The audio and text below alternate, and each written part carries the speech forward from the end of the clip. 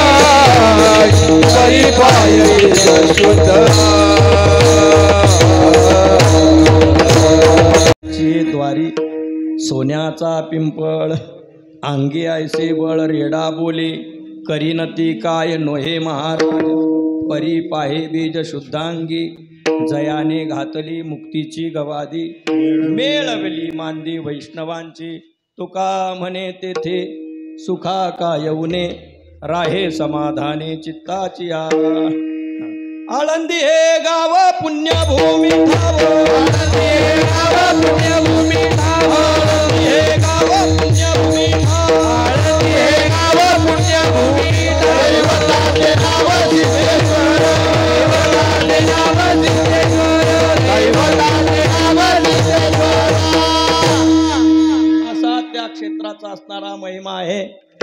आणि म्हणून सप्तशतकोत्तर सुवर्ण महोत्सवी वर्षाच्या निमित्ताने त्या ठिकाणी सुवर्ण कलश बसवण्यात आला. अनेक विविध प्रभागातून त्या कलशाकरता मदत वगैरे सर्वांनी दिली. व्यवस्थित कार्यक्रम त्या ठिकाणी परिपूर्ण झाला. आणि म्हणून आपल्याही आश्रमामध्ये या वर्षी सप्तशतकोत्तर सुवर्ण महोत्सवी वर्ष असल्यामुळे रात्र सेवा हरिभक्तीपरायण खरात बाबांची अर्थात जबाबदार महात्म्याची घ्यावी लागली. आणि व्यवस्थित सेवा एकदम सुटेबल अत्यंत व्यवस्थित चरित्र ज्ञानोबरायांचं आपल्याला ऐकायला मिळालं. ही कालच्या कार्यक्रमातली विशेषता. आणि त्याचमध्ये भगवान गोपालकृष्णाच्याही जन्माष्टमीचंही कीर्तन असल्यामुळे सरळ अभंग घेऊन भगवंताचाही जन्मोत्सव संपन्न झाला. भगवान परमात्म्याचा अवतार तिथं झाला. आणि त्याने असणारं आपलं नियोजन सर्व त्या वसुदेवांच्या समोर मांडलं. आणि तिथं त्यांनी अशी विनंती केली की आम्हाला इथून उचला आणि तिकडे घेऊन चला, आम्हाला इथून उचला. नंदाच्या घराला, नंदाच्या घराला मजने गोकुळा, मजने गोकुळा, हे मजने गोकुळा, नंदाच्या घराला,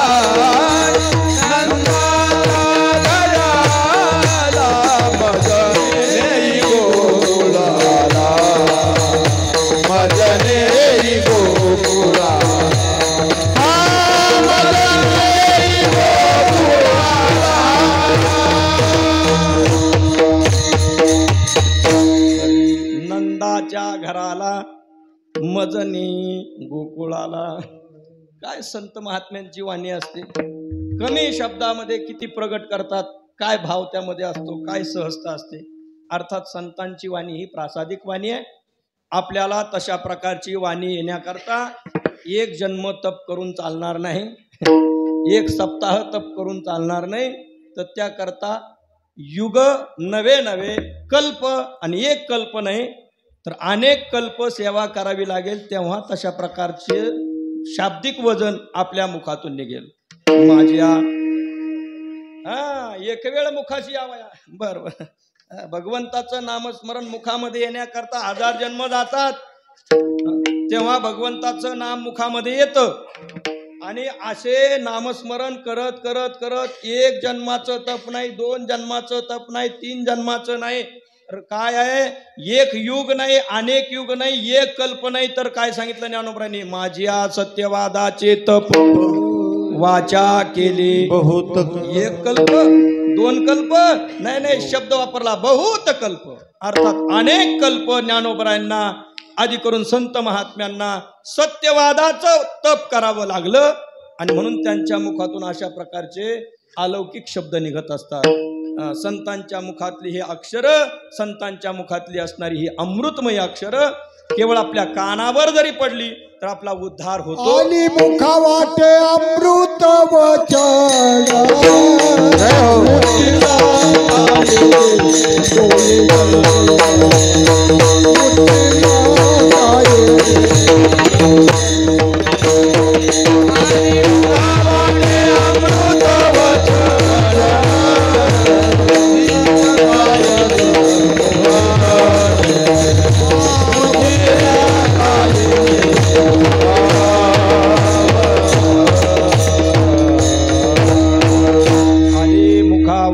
अमृत वचने उत्तीर्णता येणे नोहे जन्मे.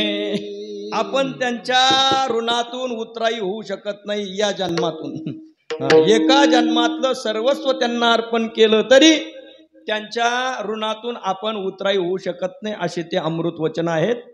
या अमृत वचनांचं पान या आश्रमामध्ये अनेक वर्षापासून चालू आहे. अनेक वर्षापासून पूजनीय वैकुंठवासी सद्गुरू ब्रह्मलीन आदरणीय बन्सीबाबांच्या कृपेने या क्षेत्रामध्ये त्या काळामध्ये उपस्थित झालेले संत पूजनीय रामकृष्ण महाराज काळी गुरुजी बाबा। तर पूजनीय गुरुजींनी आपल्या सर्वांकडून किंवा आपल्या पूर्वजांकडून ग्रंथराज ज्ञानेश्वरीचं पारायण श्रावणामध्ये, ग्रंथराज भागवताचं पारायण भाद्रपद महिन्यामध्ये, लगेच तारीख सांगून ठेवतो, तारीख सांगून ठेवली पाहिजे, दिनांक 1/9/2025 ते दिनांक 10/9/2025 हे फक्त 8 दिवसाचं पारायण, म्हणजे 7 दिवसाचं पारायण होतं ते 10 दिवसाचं पारायण, दिनांक 1 सप्टेंबर 2025 ते, म्हणजे ज्यांना आता ज्ञानेश्वरी पारायणाला बसता आलं नाही, बसायचं होतं, पण त्यांच्याकरता सुवर्ण संधी गुरुजींच्या कृपेने पुन्हा आहे। अगदी किती दिवसानंतर, 15 दिवसानंतर, 15-16 दिवसानंतर लगेचच आहे, पर्वणी आहे। मग त्या दिवशी पारायणाला आरंभ होईल, तेही नाथ भागवत, जनार्दन एकनाथ खांब दिला भागवत। वारकरी भागवत संप्रदायामध्ये दर्शन प्रस्थान म्हणून ज्याची गणना केलेली आहे, त्यामध्ये योग्य अयोग्याचा विचार केलेला आहे, हेय काय उपादेय काय याचा विचार केलेला आहे, त्याज्य अत्याज्य गोष्टींचा विचार ज्या शास्त्रात सर्व आश्रम सर्व धर्म यांचं नियमावलीचं दिग्दर्शन ज्या शास्त्रामध्ये केलं ते शास्त्र म्हणजे भागवत शास्त्र आहे। अशा भागवत ग्रंथाचं पारायण गुरुजींच्या कृपेने पुढे आहे, दिनांक 1/9 ते पुन्हा पुन्हा तुमच्या लक्षात राहावं म्हणून, कारण मनुष्याचा विसरणं हा काय आहे, स्वभाव आहे, आणि विसरू नये म्हणून गिरून पुन्हा सांगतो। कारण एक रे एकाचा गिरवत असताना तो किती मोठा करून दाखवायचे, गिरवून अक्षर वळणदार यावं म्हणून, हा गिरव एकावर एक, हा गिरवत राहा, त्या पद्धतीने गिरवून सांगितलं 1/9/2025 ते गिरवून सांगितलेलं आहे, विसरू नये म्हणून, दिनांक 10/9/2025 पर्यंत एकनाथी भागवत पारायण सोहळा याच ठिकाणी होणार आहे। त्या कार्यक्रमाला सर्वांनी या। रामकृष्ण हरी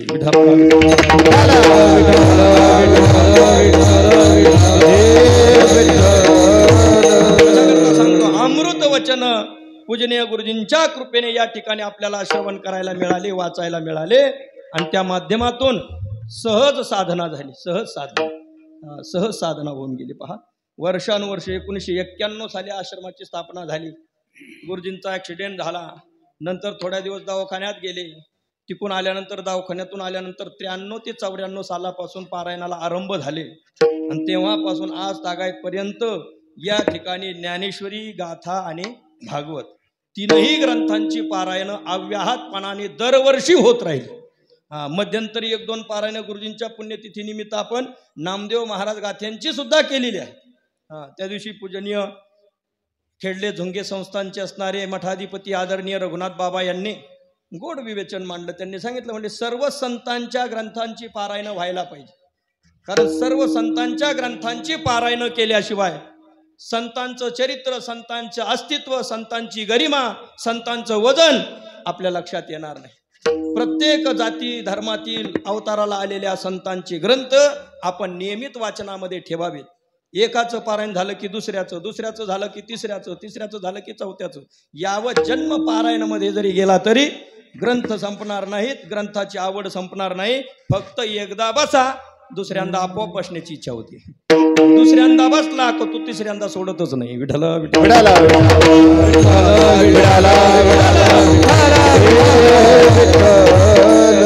बसतात काही जण म्हणतात, नाही बा आता इतके वेळ बैठक कसं काय होणार, सकाळी 7 ते 12 वाजेपर्यंत बसायचं, 7 ते 12 बसायचं, पण थोड्या मध्ये काय असतो, मध्यंतर असतो, नाश्ता असतो, सर्व गोष्टी असतात।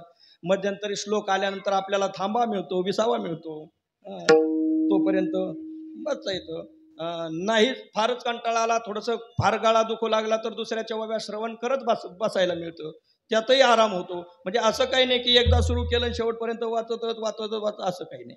तर या पद्धतीने आराम आराम आराम घेत त्या ठिकाणी पारायणाची चालत आलेली परंपरा सामुदायिक पारायण सोहळा या ठिकाणी संपन्न होतो, आणि म्हणून अत्यंत पवित्र असलेलं हे स्थळ, या स्थळामध्ये अनेक पारायण आतापर्यंत ज्ञानेश्वरी, भागवत गाथा, नामदेव गाथा इत्यादी ग्रंथांची झाली।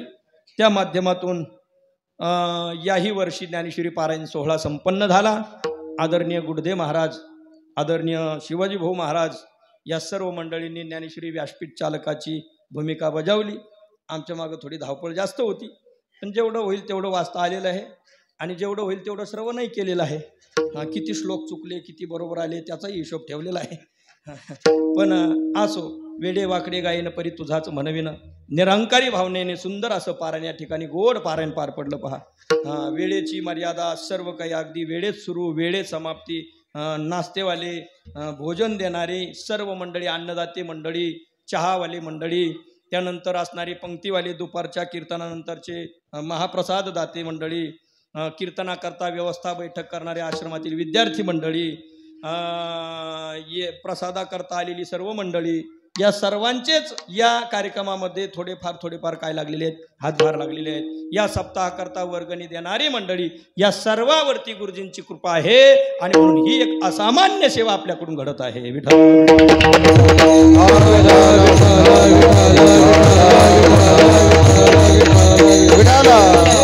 पूजनीय आमचे गुरुजी, आमचे आचार्य स्वामी परिव्राजकाचार्य यतिवर्य स्वामी भारतानंद गिरीजी महाराजांचं सुद्धा काल आगमन आश्रमामध्ये झालं.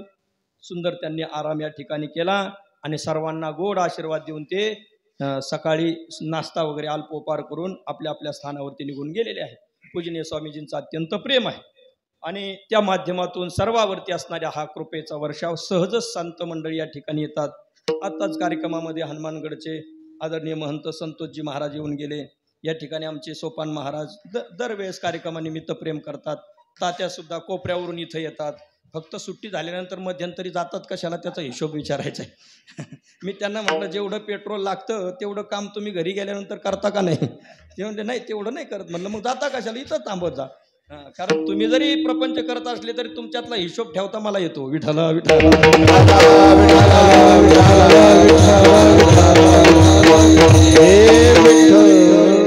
आदरणीय एकनाथ महाराज माकोनी बाबा उपस्थित आहेत. मृदंग वादक आपले पांडुभाऊ दिघे, त्याचप्रमाणे कानिपनाथ, ही सर्व मंडळी आहेत. विनेकरी तात्या वगैरे, ही राऊरकर बाबा, सर्व वाडीकर भजनी मंडळी, गोनेगाव भजनी मंडळी, खोपटी भजनी मंडळी, चिचबनकर भजनी मंडळी, कोपरे भजनी मंडळी, ही बाल भविष्यातील असणारी वारकरी मंडळी सर्वच आहेत. पानेगावकर भजनी मंडळ आहे, सर्व आहेत. नगरकर भजनी मंडळ आहे. पूजनीय म्हणजे त्यांच्याकडे यावर्षी सेवा होती कोणती, विष्णू सहस्रनाम वाचनाची सेवा. विष्णू सहस्रनाम ते घरी पारायण सुरू केलं. म्हणले 5 अध्याय झाले महाराज. म्हणलं 5 अध्याय घरी झाले पण इथंही 5च झाले ना. पण तिथले 5 आणि इथले 5 फरक कसा करता येईल. तुम्ही तिथून 5 केले काही हरकत नाही, पण पुढचे राहिलेले अध्याय घेण्याकरता इथं यावं लागेल. फोन केल्याबरोबर लगेच आलो म्हटले. या ठिकाणी उपस्थित झाले आदरणीय गारोळे साहेब. पूर्वीपासूनचं गुरुजीविषयीचं प्रेम, पूर्वीपासून गुरुजींची केलेली सेवा, आळंदी या ठिकाणी जागा घेत असताना केलेली धावपळ, या सर्व गोष्टी अगदी गुरुजींच्या त्यांच्यावरती कृपा म्हणून त्यांच्याकडून ही घडलेली आहे. विठ्ठल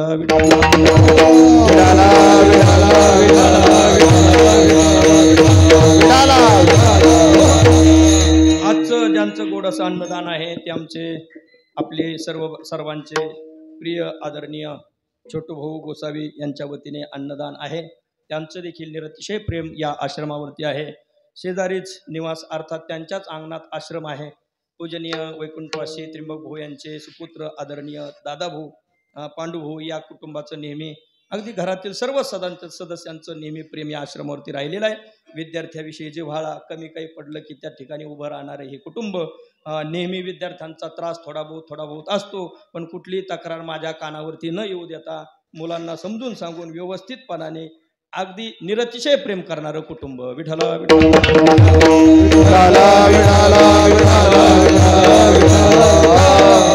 असो, सर्वांचे आभार मानणं शक्य होणार नाही, कारण भारच इतका आहे की आपण आभार कोणाकोणाचे मानावेत. म्हणून उपस्थित सर्वांच्या करता स्तुती सुमनांचे फुलं न उधळता एक ज्ञानोबरांची ओवी बोलूया. सर्वच मंडळी, अगदी तरुण मंडळ असेल, वाढणारी मंडळी असतील, प्रसंगी उभे राहणारी मंडळी असतील, या सर्वांच्या करता एक ओवी फक्त म्हणायची. या लागे आता स्तुती सांडोनी निवांता, चरणी ठेविजे माथा तेची भले. विठ्ठला विठ्ठला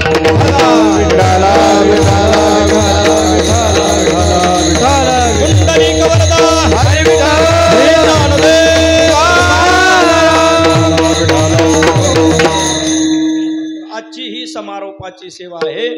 भगवान ज्ञानोबरायांच्या कृपेने आपण आजचा हा कार्यक्रम काल्याचा प्रसाद या ठिकाणी घेणार आहोत.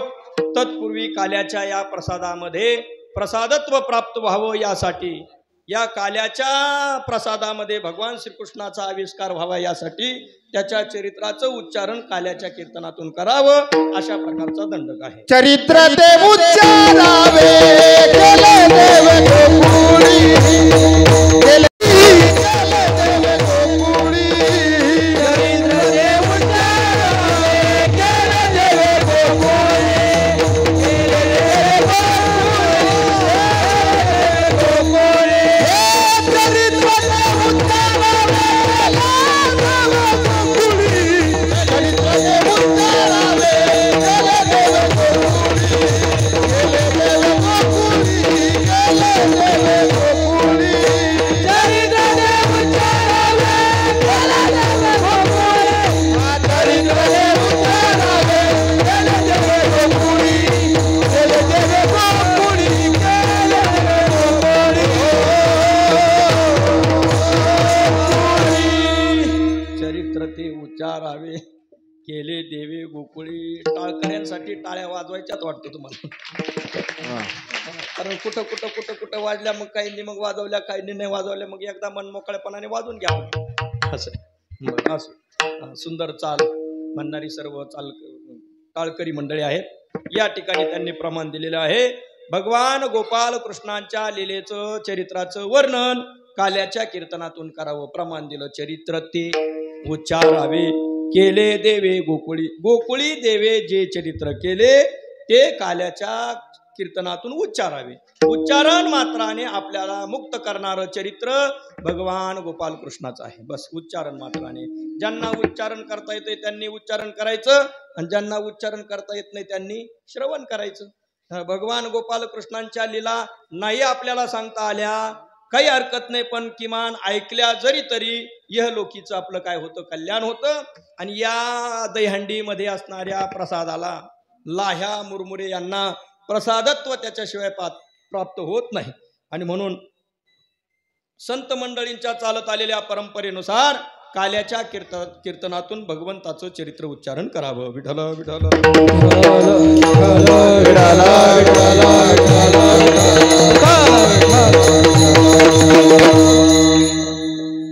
आगाध चरित्र परमात्म्याचं आहे. या ठिकाणी आपण प्रमाणही दिलं. नंदाच्या घराला मजने गोकुळाला भगवंताचा अवतार झाला. कारण रात्री हे जे प्रमाण आहे ते आरतीच्या आणि त्या धावपळीच्या ओघात राहून गेलो होतं, आणि म्हणून त्याचा उच्चार आपण अगोदर केला बरं का. कारण जसं जाहिरात मध्ये जर पडली तर दुसऱ्या दिवशीचा कार्यक्रम काय होत असतो तिथून बरोबर सुरू होत असतो, त्याच्या पुढून नाही सुरू करता येत. मग जाहिरात की त्याच्या अगोदरचे 2-3 वाक्य घेऊन मग सुरुवात करावी लागते. अगदी त्या पद्धतीनेच रात्रीचं कीर्तन झालं, पण ओघामध्ये त्यामध्ये एक प्रमाण राहून गेलं. कोणतं? नंदाच्या घराला मजने गोकुळाला माया उपजली तेथे ठेवे मज आणि येथे. या पद्धतीने ते प्रमाण घेऊन मग ज्ञानदेव तुकाराम झालं की मग दुसऱ्या दिवशी मग कीर्तनकार मंडळींनी काय करायचं, भगवान गोपाल कृष्णाचा अवतार गोकुळामध्ये झाला आणि सर्वांना आनंद झाला. इतका आनंद झाला, इतका आनंद झाला, तो आनंदाचा निरोप सांगण्याकरता त्या गवळणी चालत नव्हत्या, पळत नव्हत्या, धावत होत्या. एक धावे एकी पुढे एका वाटी सुंठावले, एका वाटी सुंठावले, एका वाटी सुंठावले. एक धावे एकी पुढे वाटी वाटी सुंठावले, सुंठावले वाटी वाटी सुंठावले.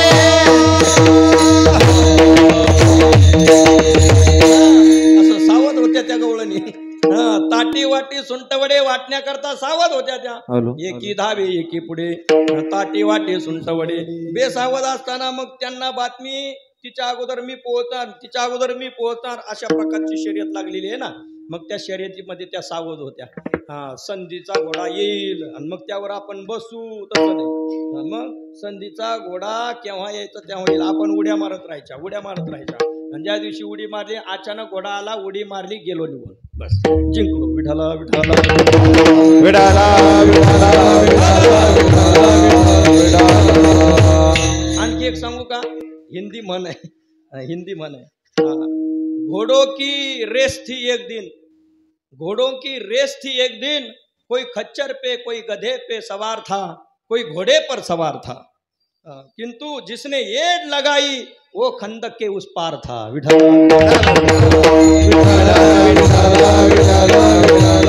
आता तुम्ही हसले पण तितकं समजलं की नाही समजलं हे मला नाही समजलं। काय झालं, शर्यत होती, त्यामध्ये पळण्याकरता घोडे गाढवं खच्चर याच्यावरती बसून स्वार आले, बर, पण ज्याने घोड्याला गाढवाला किंवा त्या खच्चराला टाच मारली, ज्याला येड, जिसने येड लगाई, येड म्हणजे टाच, आपली टाच मारता आली पाहिजे, केव्हा घोड्याला टाच मारायची, उडी मारण्यासाठी, ते समजलं पाहिजे। हाँ, जिसने येड लगाई वो खंदक के उस पार था।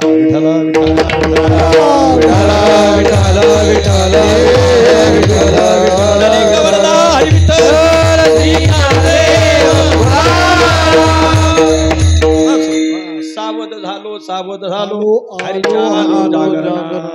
मग त्या करता काय प्रमाण दिले तात्यांनी? एकी धावे एकी पुढे, ताटी वाटी सुंटवडे, सुंटवडा वाटण्याकरता त्यांची शर्यत लागली, तीच्या पुढे धावते, ही तिच्या पुढे धावते, एकी धावे एकी पुढे, या पद्धतीने बरोबरी लागली। वाऱ्या हाती माप चाले सज्जनाचे, सर्वांना आनंद, गुडिया तोरणे करते कथा गाती गाणे।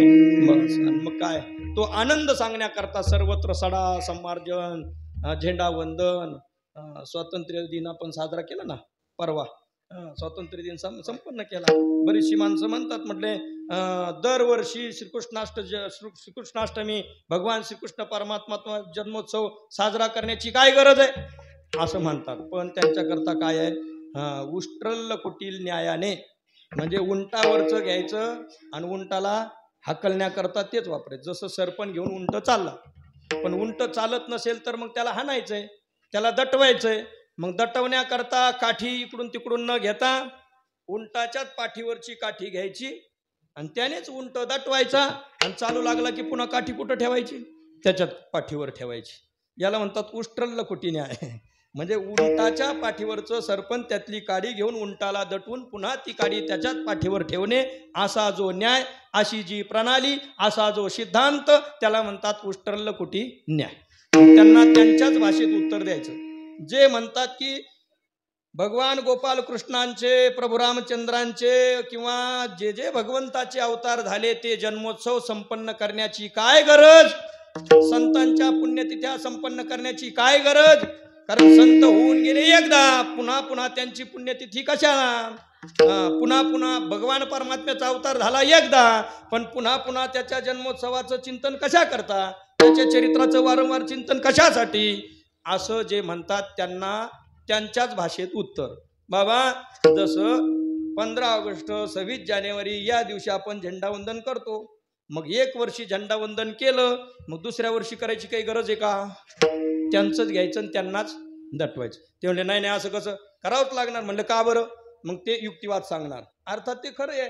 ते म्हटले हे पहा, परकीय शक्तीच्या अर्थात विदेशी संस्कृतीच्या ताब्यातून आपला देश स्वतंत्र झाला ज्या दिवशी, आणि म्हणून दरवर्षी आम्ही ती आठवण म्हणून काय करतो, स्वातंत्र्य दिन किंवा प्रजासत्ताक दिन त्या ठिकाणी आम्ही काय करतो, संपन्न करतो। मग त्यांचं उत्तर त्यांना, जसं आपण प्रजासत्ताक दिन आणि स्वातंत्र्य दिन साजरा करतो तसा दरवर्षी आम्ही सुद्धा, एक सांगू, परकीयांच्या आक्रमणातून आपण स्वतंत्र झालो फक्त, अजून यमाच्या किंबहुना जे वैयक्तिक जे काही स्वातंत्र्य असतं, स्वतंत्र इच्छास्य मुनेर नियंतुम अशक्यत्वात, अशा प्रकारचं खरं खरं स्वातंत्र्य अजून प्रत्येकाला मिळालेलं नाही। परकीयांच्या तावडीतून देश सुटला एवढं स्वातंत्र्य मिळालं, पण जन्म मरणाच्या या रहाड गाडग्यातून सुटण्याकरता अजून स्वातंत्र्य मिळालेलं नाही। ते स्वातंत्र्य जे जन्मोत्सव देतात त्यांचं उच्चारण दरवर्षी केल्यानंतर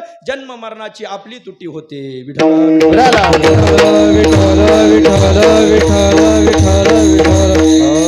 कुणाच्याही चरित्राचं, कुणाच्याही जन्माचं वर्णन करता येणं शक्य नाही। आता समजा जीवन चरित्र लिहायचं ठरलं तर तुमचं आमचं जीवन चरित्र काय लिहिणार आपण, काय लिहिणार? लहान होतो, मोठा झालो, कोणी मोठा केला? आई वडिलांनी। बरं, शिक्षण घेतलं, नोकरी मिळवली, पैसा मिळवला, घर बांधलं, मुलं झाली, नंतर नातवंड झाली, नंतर पाय डगमगायला लागले, हात थरथरायला लागले, हळूहळू आजारी पडलो आणि शेवटी गेलो. हेच सगळ्याचं, तुझं माझं सगळ्याचं एकच. मग याचं काय चरित्र होणार? यापेक्षा अलौकिक जे जीवन जगतात त्यांचं होत असतं, जे त्याला म्हणतात चरित्र. विठ्ठल विठ्ठल विठ्ठल विठ्ठल. भगवंताचं चरित्र आगाध आहे. ते आपण स्मरण केल्यानंतर जन्म मरणाची तुटी होत असते. जन्म कर्मच मे दिव्य मेवं यो व्यक्ती तत्वतः तत्वतः यो व्यक्ती जन्म कर्मच मे दिव्य. माझे दिव्य जन्म कर्म जो तत्वतः जाणतो अर्जुना, तो मुक्त होण्याचा अधिकारी आहे. विठ्ठल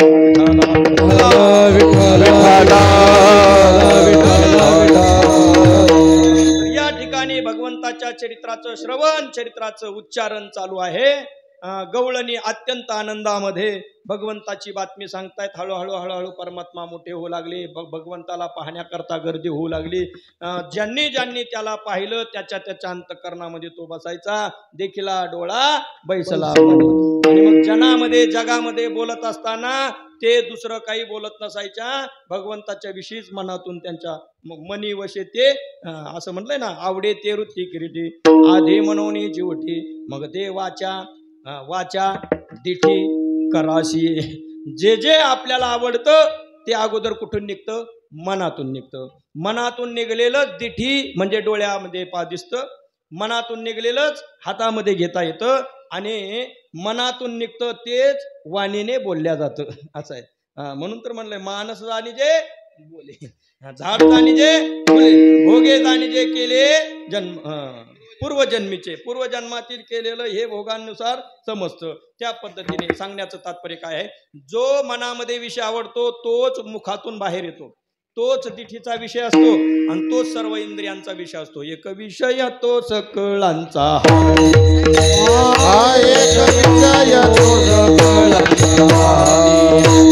ज्यांच्या वडीले ज्यांच्या वडीले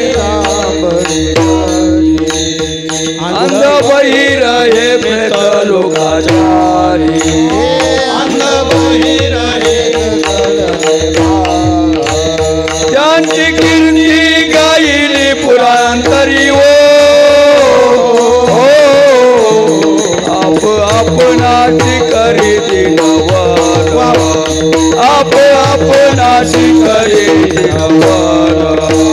त्याची कीर्ती गायली पुराणांतरी. आपणाची करी नवर, आपणाची करी नवर. एक विषय तो सकळांचा, एक विषय तो सकळांचा, विषय तो सकळांचा, एक विषय तो सकळांचा. ज्यांच्या आवडीने आवडी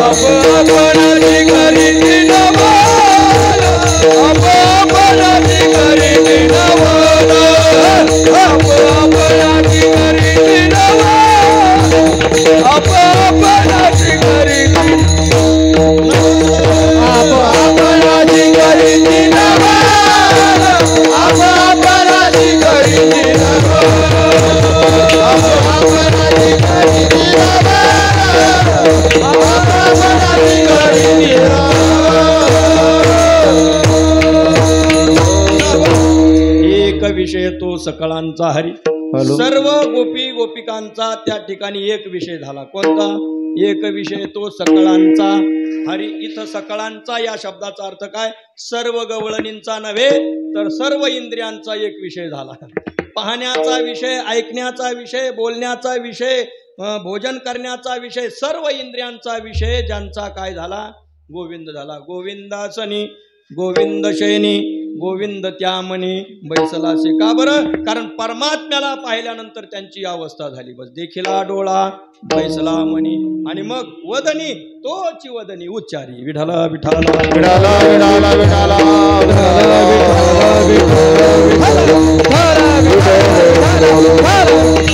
या पद्धतीने भगवंतानी ही सात्विक लीला केली.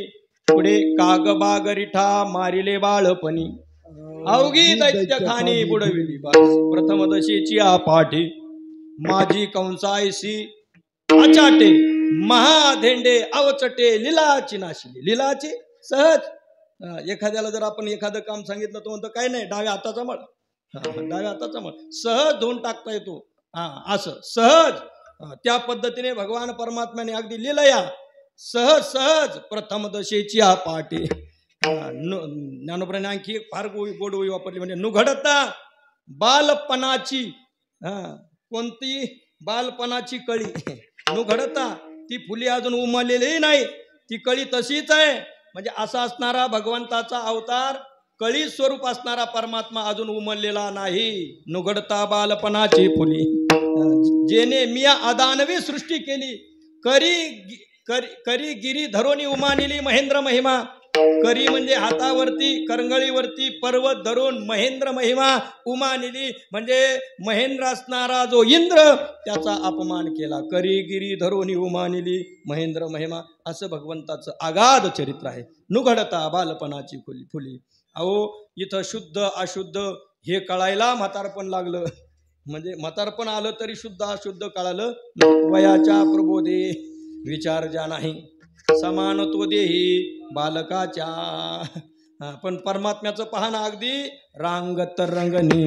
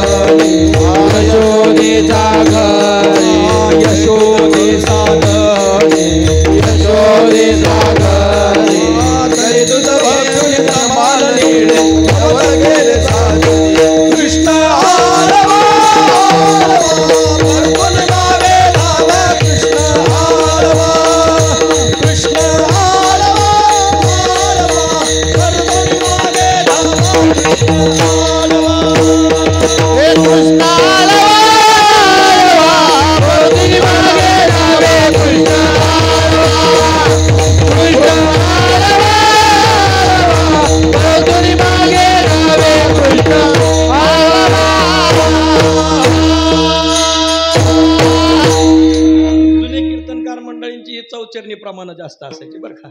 म्हणून सध्या आता काय आता आपण कुठपर्यंत नवीन राहायचं म्हणून आम्ही सुद्धा आता जुने होत चाललो. क्षेत्रामध्ये आता जुने झालो. आश्रमात येऊन सेवारत होऊन 2007 साली आलो. 25 जानेवारी 2007 त्या दिवशी आश्रमामध्ये आलो. इथं कधी आलो त्याचा हिशोब ठेवला पाहिजे. इथून कधी जाणार त्याचा हिशोब तुम्ही ठेवाल. पण याचा इथं कधी आलो याचा हिशोब तर आम्हाला ठेवा लागणार ना. इथून कधी गेले याचा हिशोब तुम्ही ठेवा. विठाला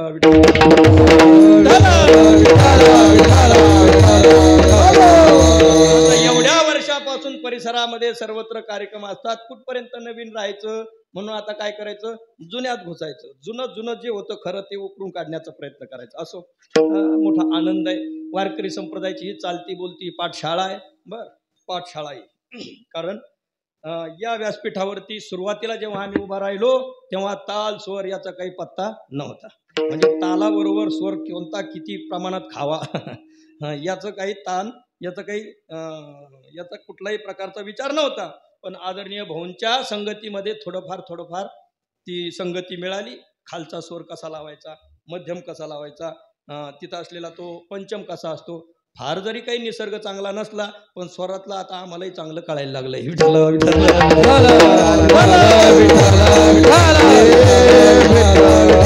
मोठं गायक नाही व्हायचं पण आपल्याला आनंद घेण्यापुरतं जेवढं काय आहे तेवढं घ्यायचं आहे. असो आनंद तिथेचा मुकयाशी वाचा बहिरे ऐकते कानेरी आंधळ्याशी डोळे पांगळ्याशी पाय. आता ही पाहणं वृद्ध वृद्ध मंडळी यांचं काय उभं राहण्याचं वय का? आता ही भाऊंचं जवळजवळ 76च्या घरात असेल. 77 आहे. 1 वर्ष पुढे तात्या सुद्धा आता जवळजवळ 70 पार करून पुढे गेलेली. 72 म्हणजे या वयात सुद्धा ही मंडळी तरुण म्हणजे तरुणासारखं उभं राहून टाळ घेतात. पहा ना आता पहा ही सर्व बाल वारकरी आतापासून सवय लागली मग पुढे चालून काय होईल? आनंद होईल. बहुतेक नाही तर मग काय होतं जर या प्रसंगामध्ये आपण आलो नाही ना तर इथं टाळ घेणं सोडा पण कीर्तनात मांडी घालून बसण्याची सुद्धा काहींना लाज वाटते. कारण ते या प्रसंगाशी इथल्या आनंदाशी जोपर्यंत एकरस होत नाही समरस होत नाही तोपर्यंत इथला आनंद मिळणार कसा? अहो रेंज मोबाईलला पाहिजे ना तर त्याला टावरच्या आजूबाजूला राहावं लागतं. टावरच्या बाजूला जर तो राहिला तर त्याला रेंज मिळेल कशी? बरं टावर खाली आल्यानंतर त्याने स्विच ऑफ करून ठेवावा का? इथं आल्यानंतर त्याने कमीत कमी स्विच ऑन ठेवावं म्हणजे त्याला फुल रेंज मिळेल. परिणामी इतरत्र सुद्धा त्याची रेंज टिकेल. विठ्ठल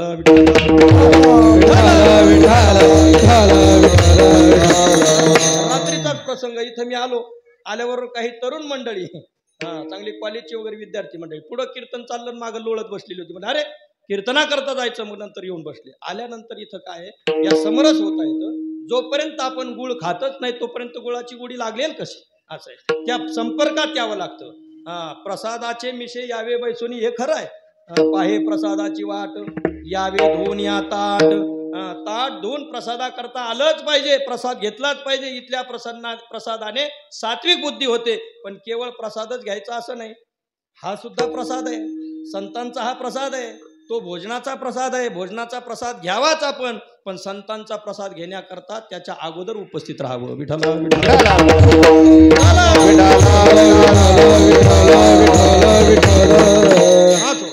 तात्पर्य काय सांगत होतो मी? या ठिकाणचा हा आनंद याच्याशी समरस झाल्याशिवाय मिळत नसतो.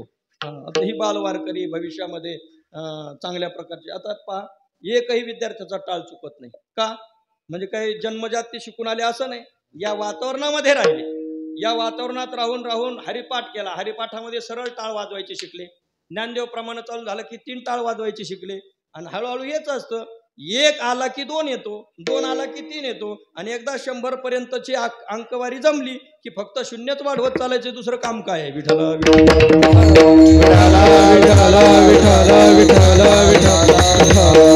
मुळात पक्क होण्याकरता आपल्याला ते गणित जमलं पाहिजे.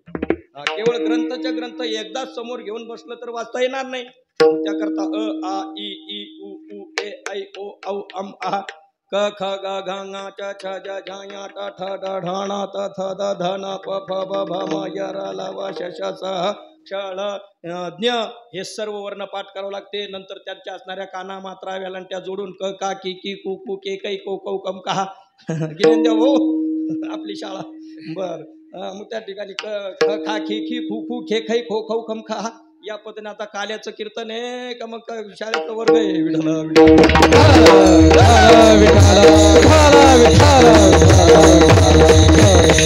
निरखित निरखित गेली ओ माये तव भितरी पालट झाला. या संप्रदायामध्ये निरीक्षणपूर्वक राहायचं. उगे ये रे माझ्या मागल्या ये रे माझ्या मागल्या ये रे माझ्या मागल्या असं नाही. अभ्यासपूर्वक इथं चिंतन ऐकलं पाहिजे. अभ्यासपूर्वक श्रवण केलं पाहिजे आणि अभ्यासपूर्वक आपण तसं करण्याचा प्रयत्न केला पाहिजे. विठ्ठल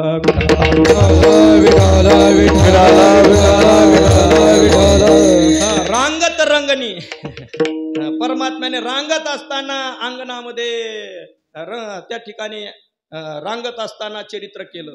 तळवी तळ हात टिकीत डाव्या गुडघ्याने रांगत पुढे रंगणी रंगनात तोम्या देखील असे. परवाच एकाने प्रश्न विचारला म्हणले महाराज रंगनाथ कोण आहे?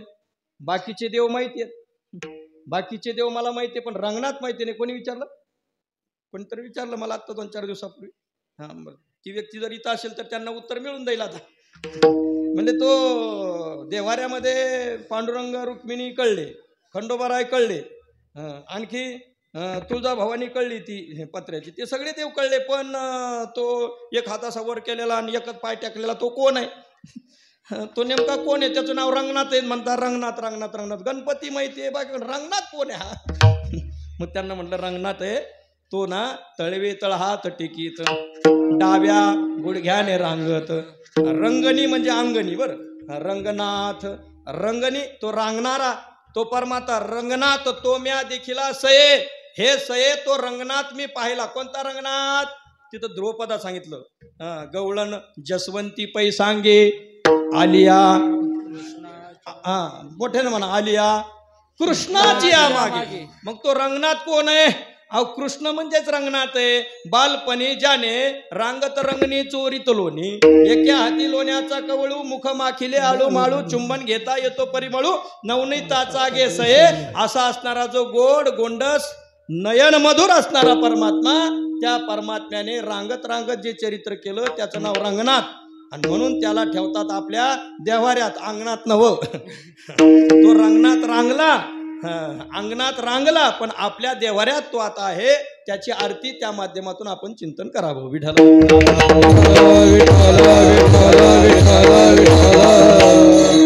बऱ्याचशा माता भगिनीचे चेहरे खुश झाले, नाही तर त्यांना कंटाळा आला होता त्याला पूजून पूजून. म्हणजे हा नेमकं कोण आहे? याची आपण पूजा करतो याचा आपला परिचय नाही. आणि बहुतेक आता पूजा माधव भाऊ आपल्या वाट्याला राहिली नाही. पूजेचा वाटा यांनी घेतला. इथं सुद्धा आता माणसं मोजा आणि महिला मोजा, महिलांची उपस्थिती जास्त आहे. बरं परमार्थामध्ये दिंडीला सुद्धा आम्ही पाहिलं, दिंडीला सुद्धा उपस्थिती माता भगिनींची जास्त. काही पंगत करायची म्हटली, पुरणपोळ्या करायच्या, नेवाशाला पंगत, आश्रमामध्ये पंगत, पुरणपोळ्या कोण करतं? आपण फक्त ऑर्डर, एवढ्या पोळ्या द्यायच्या, 50 द्यायच्या, 55 द्यायच्या, अहो द्यायच्या, पण त्याकरता दळून आणावं लागतं. त्याकरता ते असणारं बाकीचं सर्व सारण तयार करावं लागतं, पुरण तयार करावं लागतं, ते लाटावं लागतं, भाजावं लागतं. हे सर्व पोटाने करणाऱ्या कोण? ही शक्ती आहे. बरं या मातृशक्तीमुळे परमार्थाचा आज जो जिकडे तिकडे डांगोरा दिसतोय त्याचं सर्व स्वीकारण ही मातृशक्ती आहे. विठ्ठला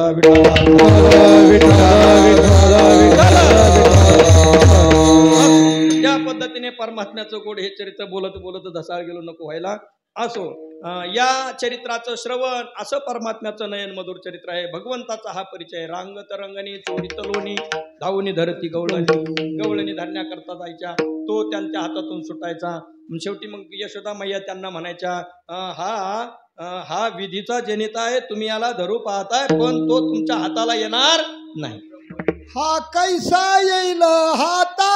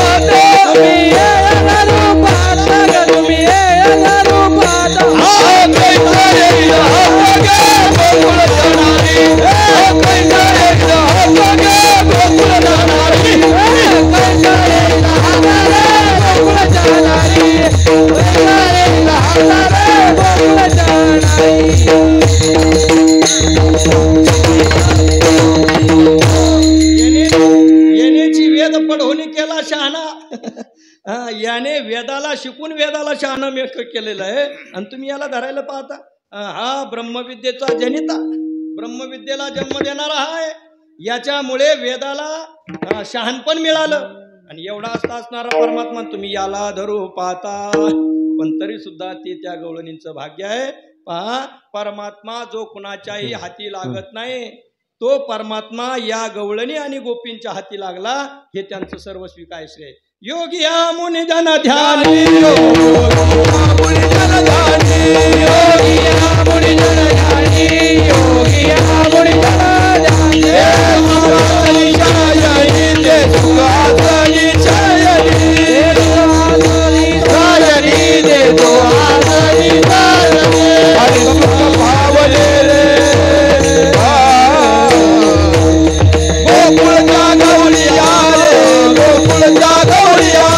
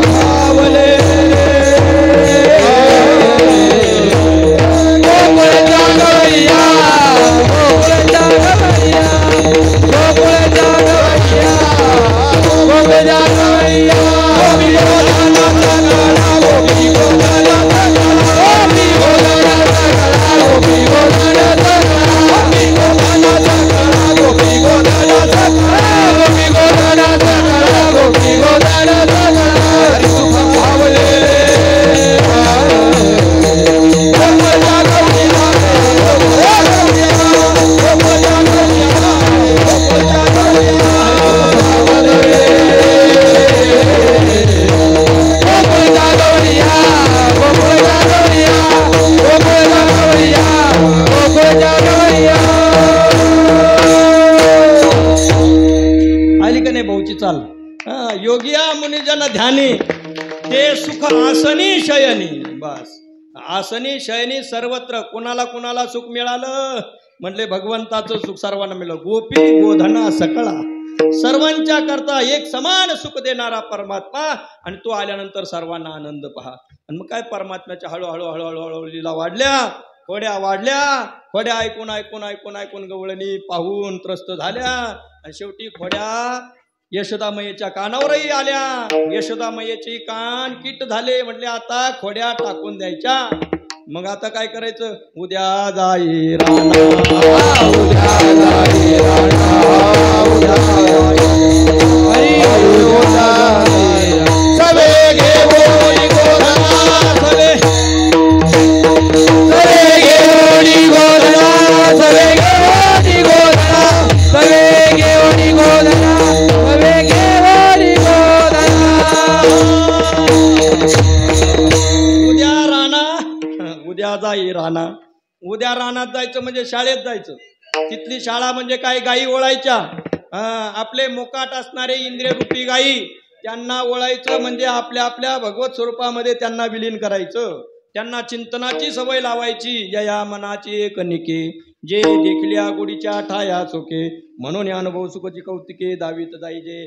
परमात्म स्वरूपाचा अनुभव त्यांना यावा म्हणून तितिक्षा करण्याकरता वनात पाठवलं. अनवानी पायाने भगवंताने गायी ओळल्या. आता प्रसंगही असा आहे पहा, परमात्मा पुढे चालायचे. आपल्याला गायी ओळत असताना मागं चालावं लागतं. पण भगवंतांनी गायी कशा ओळल्या? ते पुढं चालायचे. कारण त्याच्या गायी त्याच्या ताब्यात आहेत. त्याच्या इंद्रिय रूपी गायी त्याच्या ताब्यात आहे. तो इंद्रिय रूपी गायींच्या मागे लागत नाही, तर इंद्रिय रूपी गायी त्याच्या मागे लागतात. परमात्मा स्वतंत्र आहे. परमात्मा कर्तुम अकर्तुम अन्यथा कर्तुम शक्ती समर्थवान आहे. आणि म्हणून त्याला गायी वळावं लागल्या नाही. मग तो पुढे चालायचा, गायी त्याच्या पाठीमागे मागे मागे चालायची. आणि नंतर येणारी जी हायवेची जी झुळूक आहे आणि त्याद्वारा गायीचे उडणारे रजकण परमात्म्याच्या अंगावरती अशी बसायचे. पुढून येऊन ती संपूर्ण पावडर अशी तोंडावरती बसायची. कारण एकदम गाळून आलेली ती रजक्कन धुली भगवंताच्या मुख कमलमंडलावरती. परमात्माचे कुरळे केश आणि त्या सर्व केशामध्ये गेलेली ती धूळ. आणि तिथून थोडी ते नाही का गिरणीवाले त्या पद्धतीने तिथं थोडी जास्त आहे, तिथं थोडी कमी. त्याच पद्धतीने अगदी व्यवस्थित सर्व अंगावरती त्या पापण्या, त्या असणाऱ्या भुवया, त्या पूर्ण अशा पांढर व्हायच्या. आणि म्हणून तर त्याला नाव पडलं पांढर. पंढरपूरचा पांडूर. कोणता रंग? पांडूर रंग.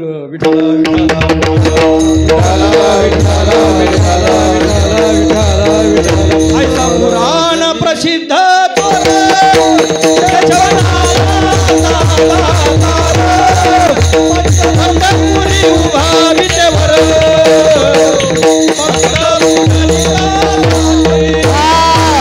पुराण प्रसिद्ध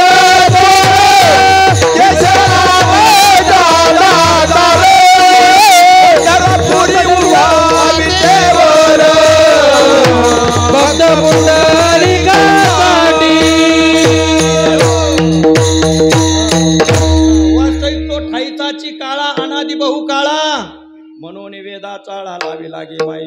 पण त्या गोरज धन धुलकुलीच्या द्वारा, त्या धुलीच्या द्वारा कणामुळे त्याचा रंग झाला पांडुरंग असा शब्द. त्याचा रंग झाला पांडुरंग म्हणजे पांढर स्वरूप आलेला रंग. पूर्ण पांढराही नाही, पूर्ण काळाही नाही, अशा स्वरूपाचा रंग. ठाईचा चिकाळा अनादि बहुकाळा तो असलेला पण पांडुरंग या रूपाने तो झाला. म्हणून ऐसा पुराण प्रसिद्ध चोर केशव नाम्याचा दातार पंढरपुरी उभा विटेवर आज तागायतपर्यंत तो आहे. पण त्याच्या या बाललीलाचं वर्णन त्याने गायी वळण्याकरता सोडल्या. चला वळू गायी बैसू जीव एके ठाई. आणि त्या ठिकाणी गायी चरून अगदी विश्रांतीला गेल्या. आणि हे सुद्धा खेळ खेळून दमले. त्यानंतर मग बालगोपाळ म्हटले आता खेळ खेळायचा नाही, पण आता काल्याचा आनंद घ्यायचा. पण हा काल्याचा आनंद कोणाला मिळतो? जे निके आहेत, जे ओरिजिनल वैष्णव आहेत ते या. अशा पद्धतीने भगवान परमात्म्याने सांगितलं ज्यांच्या कंठामध्ये कृष्ण नाम मणी आहे त्यांनी काला सेवन करण्याचे ते अधिकारी आहेत, त्यांनी या. कंठी धरिला कृष्णमणी कंठी धरिला कृष्णमणी कंठी धरिला कृष्णमणी प्रकाश अवघा जनी प्रकाश कंठी धरिला कृष्णमणी अवघा जनी प्रकाश अवघा जनी प्रकाश अवघा जनी प्रकाश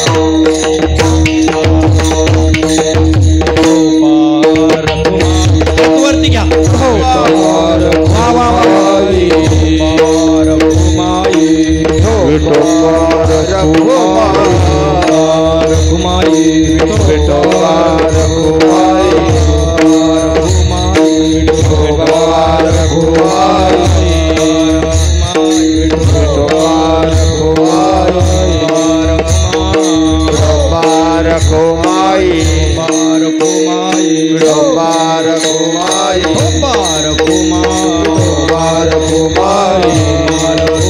भजन म्हणा भजन म्हणा टाळी भजन टाळी भजन टाळी भजन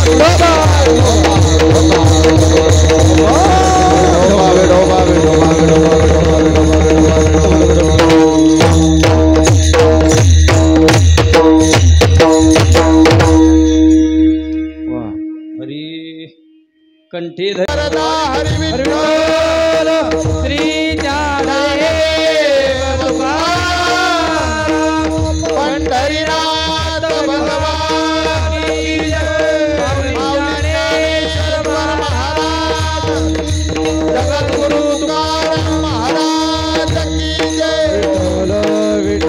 कंठी धरिला कृष्णमणी अवघा जनी प्रकाश परमात्मा कसा प्राप्त होतो, भगवंताचा प्रसाद कशाने मिळतो।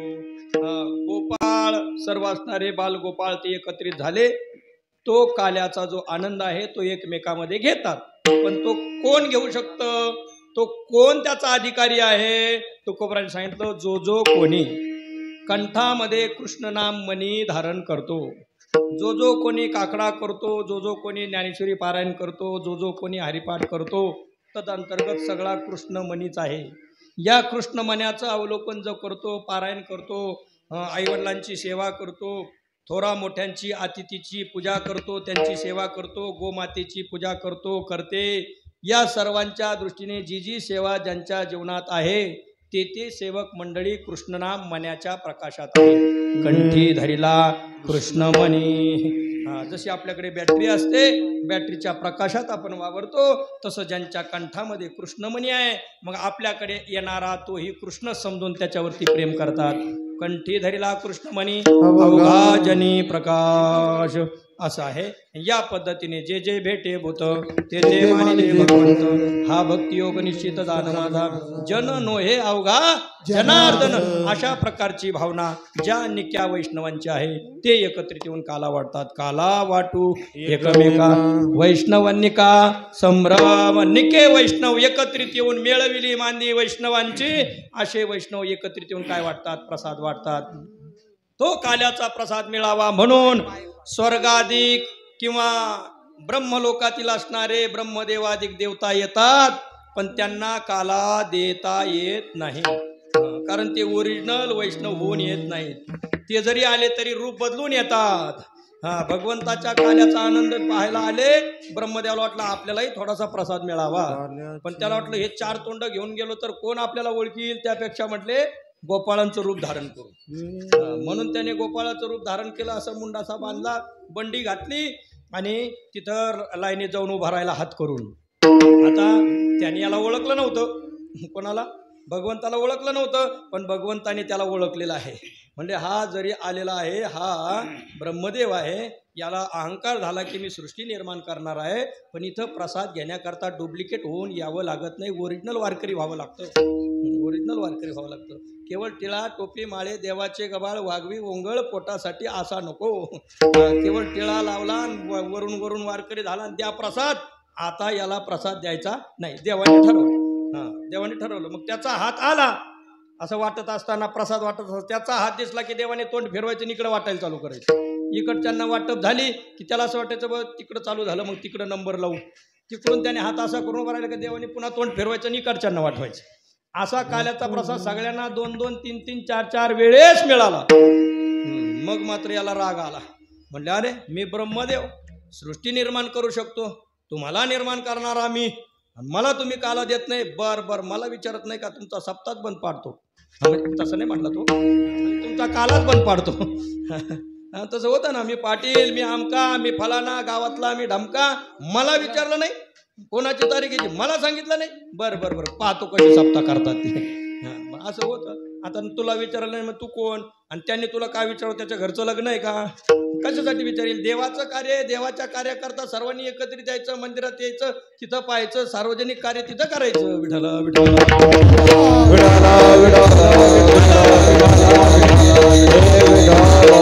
असो या पद्धतीने ब्रह्मदेवाने सांगितलं आता तुमचा कालाच बंद पाडतो. म्हणजे आमचा काला बंद पाडतो म्हणजे काय करणार, हा गेला पुन्हा आपल्या मूळ स्वरूपामध्ये गेला. जिथं चरत होते वासरं, तेवढे वासरं उचलले, ब्रह्मलोकाला नेऊन ठेवले. बराच वेळ झालं वासरं दिसत नाही, गोपाळांनो पाहून या. भगवंताने आज्ञा दिली, बालगोपाळ पाहण्याकरता गेले. तोपर्यंत हा पुन्हा तिथं सावधच. याने सगळ्यांना उचललं, ब्रह्मलोकाला नेऊन ठेवलं. आता बराच वेळ झाला, देवाने प्रतीक्षा करून बराच वेळ झाला, पाहिलं इकडूनही गोपाळ दिसत नाही, त्या बाजूला दिसत नाही, वासरही नाही. एखाद्याला शोधायला एखाद्याला पाठवावं आणि त्याला शोधण्याची वेळ येते. अगदी तसंच इथं झालं. बालगोपाळ पाठवले वासरं पाहायला, वासरं तर आलेच नाही, पण बालगोपाळच गायब झाले. आता करायचं काय. मग पाहण्याकरता पुन्हा परमात्म्याने डोळे लावले. न सांगता तुम्हा कळू येते अंतर, विश्वेश्वर परिहार चिन्ह गे. त्याला काही फार काही पाहावं लागतं का, त्याला काही व्हिडिओ शूटिंग झालेली, आमचे फिलरे तिथं झालेले फुटेज वगैरे पाहावं लागत नाही. त्याला सर्व न सांगता कळतं. न सांगता तुम्हा कळू येते अंतर. देवाने डोळे मिटले, लक्षात आलं, म्हटले हे ब्रह्मदेवाचं कार्यकाम आहे. याने ते सगळं असलं आपल्या काल्याला अडचण निर्माण व्हावी म्हणून केलेलं हे दुष्कृत्य आहे. काही हरकत नाही, त्याचा अभिमान नष्ट करण्याची वेळ आलेली. देवाने काय केलं मग, देवाने काय केलं, रडत बसले का, नाही. देवाने जसे बालगोपाळ पळवलेले होते तसेच पुन्हा त्याच आकृतीचे जसेच्या तसे निर्माण केले. लवकर धरलं, थोडं लवकर धरलं, थोडं धरू आपण. बरं आता घेऊ. आणिक एक येणे नव लावून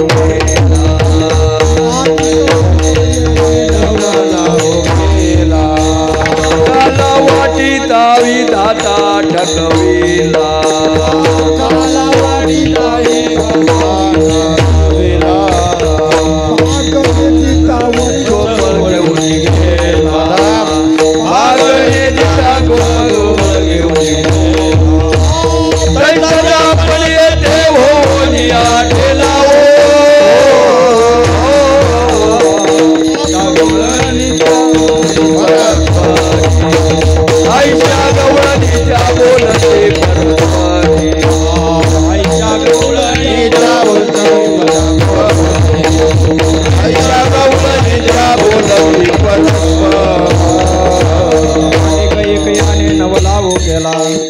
अनेक परमात्म्याने एक नवलावो केला. तिथं परमात्म्याने सर्व असणारे पळून नेणारे गोपाळ, पळून नेणारी नेलेले जेवढे वासर होते तेवढ्यांचं रूप स्वतः घेतलं. स्वतः देव त्या रूपात झाले. आता कृष्ण भगवान रडत बसले असतील म्हणून पाहण्याकरता ब्रह्मदेव आला आणि त्याने पाहिलं पूर्वीपेक्षाही आनंदात काला चाललेला. पूर्वीच्या आनंदापेक्षाही काला आनंदात चाललेला आहे. इतका आनंदात जणू काही कोरोना होऊन गेला आणि नंतर जितक्या आनंदात चालू आहे. कारण त्याच्या अगोदर कोरोनाच्या काळात असं वाटलं आता सप्ताह या दिंड्या अपार मिळाले वारकरी रे, आता हे फक्त अभंगातच राहतंय की काय. जनसमुदाय आमचे सुधीर भाऊ करत असतात ना वार्ता, सुगंधी वारा, ते म्हणले हा अपार जनसमुदाय गोनेगाव आश्रमामध्ये कीर्तन महोत्सवाला अप्रतिम प्रतिसाद. त्यांची वाक्य तसेच असतात आणि त्या पद्धतीने आमच्या इथं कमी जरी असले तरी ते थोडेसे मग थोडं तेल मीठ लावून जात असाल, कारण त्यांना आश्रमाविषयी असणारं प्रेम आहे. त्यांच्या मातोश्रींना गुरुजींची माळ होती, बरोबर आहे भाऊ? विठाला विठाला विठाला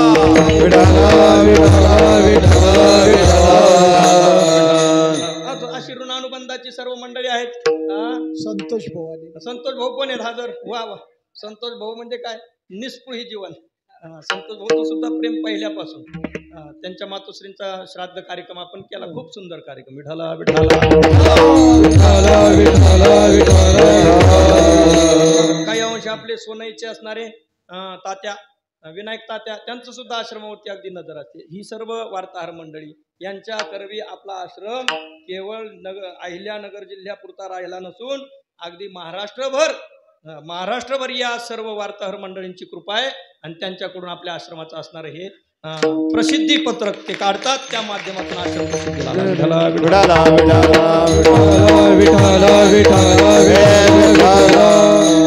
आणि कसं असतं, आडात असलं म्हणजे पोहऱ्यात येतं. ते बातम्या करतात म्हणजे इथंही तशी वास्तविकताच आहे. आश्रम तसा पाहिला तर छोटा आहे, अगदी अर्धा एकर क्षेत्रामध्ये वसलेला आश्रम आहे. एवढ्याच आश्रमामध्ये कार्यक्रम जर पाहिले दर महिन्याला एकादशीचं कीर्तन, निरंतर पाठ चालूच, निरंतर या ठिकाणी विद्यार्थी निवासित असतात, त्यांचे पाठ चालू, निरंतर हरिपाठ चालू. बरं, हे झाले नित्य कार्यक्रम. नैमित्तिक कार्यक्रम गाथा पारायण आहेच आहे फाल्गुन मासामध्ये, ज्ञानेश्वरी पारायण आहेच आहे जे आता आपण केलं श्रावण मासामध्ये, आणि पुन्हा भागवत पारायण आहेच आहे ते भाद्रपद मासामध्ये, पायी दिंडी सोहळा आहेच आहे तो कार्तिक महिन्यामध्ये. असे सर्वत्र सुदूरपर्यंत वर्षभरामध्ये कार्यक्रमाची रेलचल असणारा आश्रम म्हणजे रामकृष्ण आश्रम आहे. आमची मित्रमंडळी साधू मंडळी कधी कधी फोन करतात, म्हणजे महाराज काय चालू आहे, म्हणजे पारायण चालू आहे. मग त्याने आता अगोदरच फोन केल्यावर तिकून म्हणतात आता कोणतं पारायण चालू आहे ते विचारत नाही. काय चालू हे विचारणं सोडूनच दिलं त्यांनी. महाराज काय चालू हे विचारणं बंद केलं. महाराज आता कोणतं पारायण चालू आहे, विठाला विठाला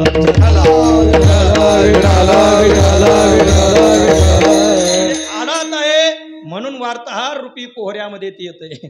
अगोदर वास्तविकता असावी, मग ही मंडळी त्याच्या सुगंधी रूपाने सर्वत्र प्रचार प्रसार करत असतात. विठाला विठाला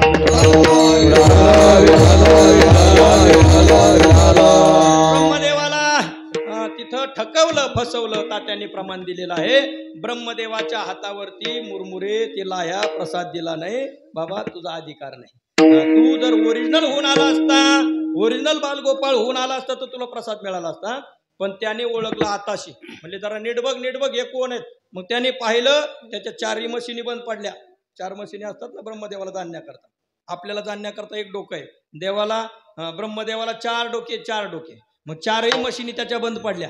म्हणले अरे याने नेमकं कसं काय आहे, आणि थोडंसं निरीक्षण करून पाहिलं, ज्ञान चक्षुने पाहिलं, मग लक्षात आलं हा तर पितामहाचा पिता आहे. मी पितामहाचा पिता, मी पितामह तू असशील, पण तुझा सुद्धा पिता कोण आहे. मग तो म्हणला पप्पा नाही म्हणायचं. काल स्वामीजींनी सांगितलंय नेवासा मंदिरामध्ये स्वामीजींचं पूजनीय गुरुजी आचार्य स्वामी भारतानंद गिरीजी महाराजांनी सांगितलं, आमच्या गुरुदेवांनी म्हणले आपल्या आई वडिलांना पप्पा मम्मी हे शब्द म्हणायचे नाहीत. बस म्हणायचं असेल आईला आई म्हणावं, मम्मी म्हणायचं नाही. आमच्या मुलांना सुद्धा आम्ही सवय लावलेली बरं का. ते कधी कधी चुकून म्हणतात. मग मी पुन्हा विचारतो कोण म्हटलं, मग म्हणतो आई म्हटली. मग चुकून एखाद्याच म्हणतात पप्पा म्हणलं कोण म्हटलं. ते पप्पा म्हणलं की समजून येतं, पण त्यांचा तो शब्द बंद व्हावा म्हणून मी पुन्हा विचारलं. मग तर ते म्हणतात नाही बाबांनी सांगितलंय. विठाला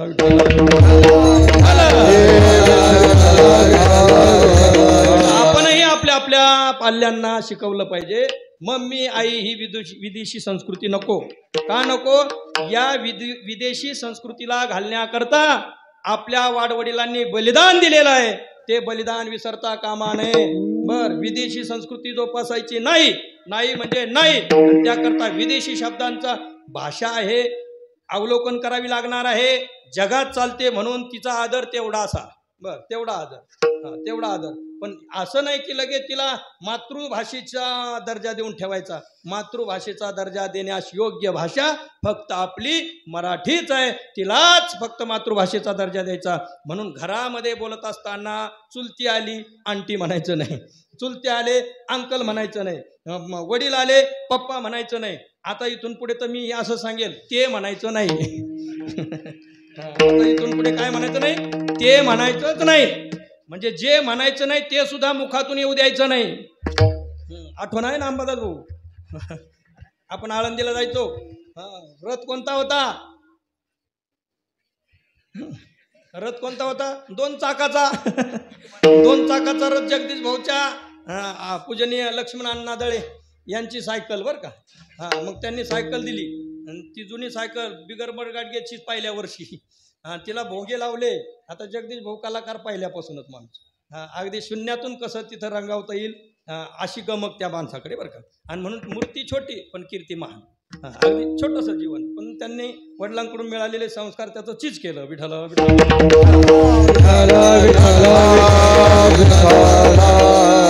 ते भोंग जोडलेलं पुढं, ते पुढं एक भोंग जोडलेलं, आणि मग ते लोटण्याकरता आमचे आहेत काही रथचालक इथं आज उपस्थित आहे. जगू भाऊ दिघे, आणखीन मारुती नाना, ही 2-4 मंडळी लोटण्याकरता राहायची. मग ते चालता चालता लोटत असताना ते पायंडल पायाला लागायचे. मग काय केलं, त्याची क्वार्टर पिन काढून घेतली, ते पायंडलच काढून पिशवीत. म्हणलं आता एकच पायंडलवर सायकल, कारण लोटायचीच नाही, वर बसायचंच नाही. बरं, निघाली यात्रा, निघाली दिंडी निघाली. इथून असं खाली उतरलो आणि एक सूचना दिली. म्हणलं आता रामकृष्ण हरी भजन झालं, रूपाचा अभंग झाला, आता इथून पुढे सायकलला सायकल म्हणायचं नाही. मग काय म्हणायचं, रथ म्हणायचं. रथ म्हणायचं असं ठरलं. इथून अभंग घेऊन आम्ही उतरलो, पुढे चाललो. आदरणीय वैकुंठवासी कचरू पाटील घावटे सांगितलं होतं, जो कोणी रथाला ते म्हणल त्याला 100 रुपये दंड. निघाल्यावर सायकल पुढे घ्या, सायकल पुढे घ्या. म्हणलं काय म्हटले, काय म्हटले, काढा 100 रुपये. ते म्हणले नाही नाही नाही नाही नाही नाही, जार निघाला काढा. पहिली बोहणी वैकुंठाची कचरू पाटील. दुसरी बोहणी पुढे गेलो, स्वागता करता आपले हे आले वैकुंठवासी दासू पाटील पवार आले, तात्या ते आले. त्यांनी म्हणले महाराज सायकल घ्या ना इकडं, 2 मिनिटं पूजा करू. म्हणलं काढा 100. आणि पुन्हा जाहीर करायचे, आपल्या रथाला विष्णू महाराज पवार काय म्हटले, काढा 100. रथाला ते म्हटले, विठ्ठला विठ्ठला विठ्ठला. याकरता मी सांगतोय काय, ते म्हणायचं. मग काय म्हणायचं, आई म्हणायचं, आईला आई म्हणायचं, वडिलांना बाबा म्हणायचं, चुलत्यांना काका म्हणायचं, अण्णा म्हणायचं, तात्या म्हणायचं. हे प्राचीन चालत आलेले शब्द आपण आपल्या उपयोगात आणायचे. नाही तर पुढं चालून पुढची पिढी विचारेल व्हॉट इज द अण्णा, असं होईल. अण्णा म्हणजे नेमकं काय, असं होईल. मग ते होऊ नये असं वाटत असेल तर आपल्या पिढीजात चालत आलेल्या शब्दांचा स्वाभिमान जागवण्याकरता माझा मराठाची बोल नुसतं म्हणून नाही तर ते आपल्या आचरणात असावं. विठ्ठल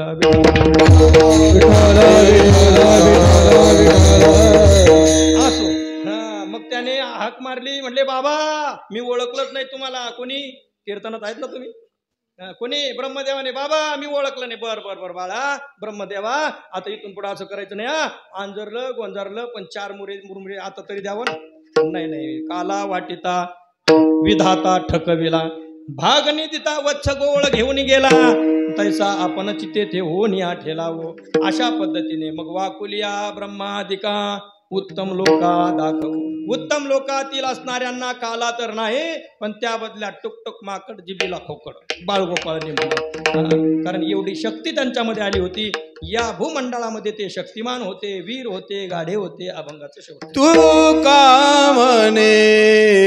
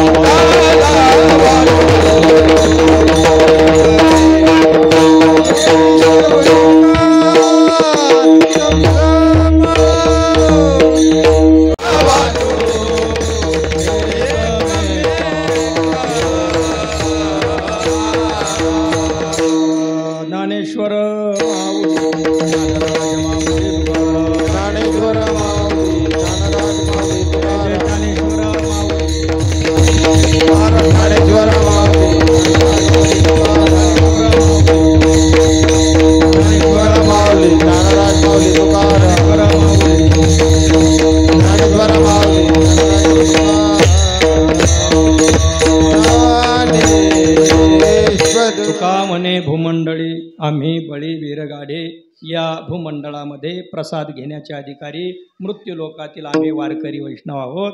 आम्हाला काल्याचा आस्वाद घेण्याचा अधिकार भगवान गोपाल कृष्णांनी दिलेला आहे. कारण त्यांचा नाममणी आम्ही कंठामध्ये धरलेला आहे. कंठी धरला कृष्णमणी अवघा जनी प्रकाश काला वाटू एकमेका वैष्णवनिका संभ्रम. परमात्म्याने सर्वांना हा काल्याचा आनंद दिला. त्याचं गोड असणारं वर्णन शुकाचार्य महाराजांनी भागवतामध्ये केलेलं आहे. सर्वांनी हात जोडा. बिभ्रद वेणुम जठर पटयो शृंगवेत्रे च कक्षी वामे पानो मश्रुन कवलम तत्फलान्यंगुलीषु तिष्ठन् मध्ये स्वपरिसुहृदो हासयन्नर्मभिस्वै स्वर्गे लोके मुशति बुभुजे यज्ञभुग्बाल केली पुंडली कवलदार ज्ञानदेव तुकाराम गोपाल कृष्ण भगवान ज्ञानेश्वर महाराज जगत तुकाराम महाराज की जय. ब्रह्म एकनाथ महाराज की जय. सद्गुरुजोग महाराज की जय. गुरुवर्य बंशी महाराज गुरुवर्य रामकृष्ण महाराज की धर्म की जय हो. धर्म की जय हो. अधर्म का नाश हो. अधर्म का नाश हो. प्राणियों में सद्भावना हो. प्राणियों में सद्भावना. विश्व का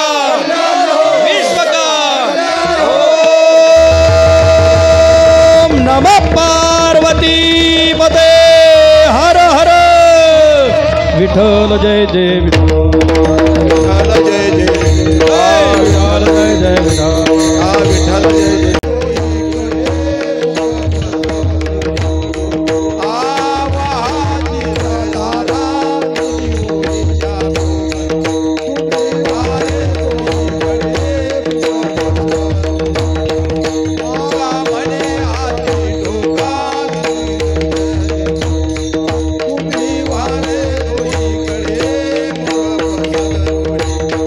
तुका